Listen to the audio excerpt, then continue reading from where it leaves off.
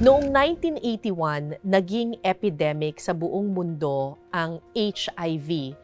So mula 1980s hanggang ngayon, it's been 44 years at maraming bansa na ang na-contain na or napababa na ang bilang ng may HIV sa kanilang bansa. Pero dito sa Pilipinas, isa tayo sa 7 bansa kung saan patuloy na tumataas ang bilang ng mga taong nagkaka-HIV. Ang masaklap, hindi lang pataas na pataas ang bilang, pababa rin ng pababa ang edad ng mga taong nagkaka-HIV dito sa Pilipinas. In fact, almost 60 Filipinos get HIV every day. Akala ng maraming tao, pag nagkaroon ka ng HIV, yun na ang katapusan ng iyong buhay. Pero ang makakasama po natin ngayon dito sa iListen ay isang taong magpapatunay na may buhay pagkatapos ng HIV. Kasama ko ngayon si Lawrence Olieres, 12 years ng undetectable living with HIV. Bago ko simulan yung programa, I want to hug you. Oo. Thank you.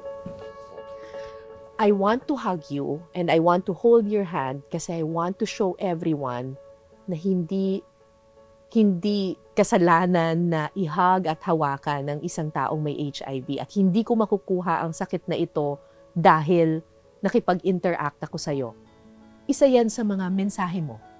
Lagi kang nagbibigay ng free hugs. Yes po. Sa iyong TikTok nakikita ko. Bakit, Lawrence? To be able na makita ng ibang tao na despite of living with HIV, maramdaman din ng mga ibang tao na kagaya ko, that there are people that could really hug you no matter or despite of your HIV status. Na nandyan sila that they will not judge you because you have HIV. They will hug you because you're human. And that's how they will show kindness. Kasi hindi nakakahawa ang HIV dahil lang hinawakan kitang ganyan. Yes. Dahil nag-hug, hindi ibig sabihin mahahawa ka na ng HIV. Yes po. Hindi po siya nakukuha through hugging, kissing, or at the same time sharing of utensils. Never po talaga siyang nakukuha. Pwede mag-share ng food with Yes, someone who has pwede po. HIV. Kahit po yung tipong nagsusubuan pa ng pagkain, Oo. okay lang. Kasi it cannot be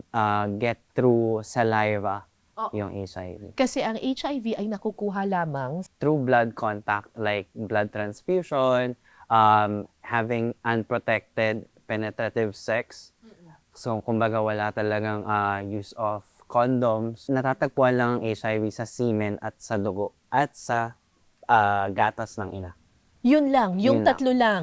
Gatas ng ina, dugo, at semilya. Semilia or vaginal fluid. Pero hindi sa laway. Hindi sa laway.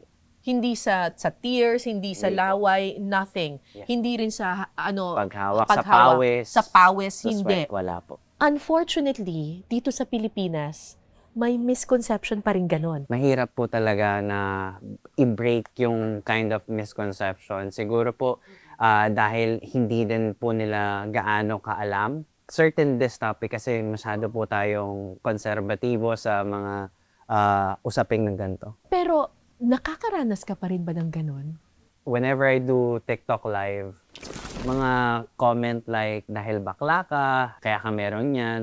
Alam mo yung kahit hindi nila sinasabi, pero nararamdaman mo that they're iwas Hinuhusgahan sa'yo. ka. Hinuhusgahan. So, mahirap po talaga, even though I'm living for 12 years already with HIV, nakakaranas pa rin po ako ng paunti-unti. Ng discrimination. Discrimination. Oo.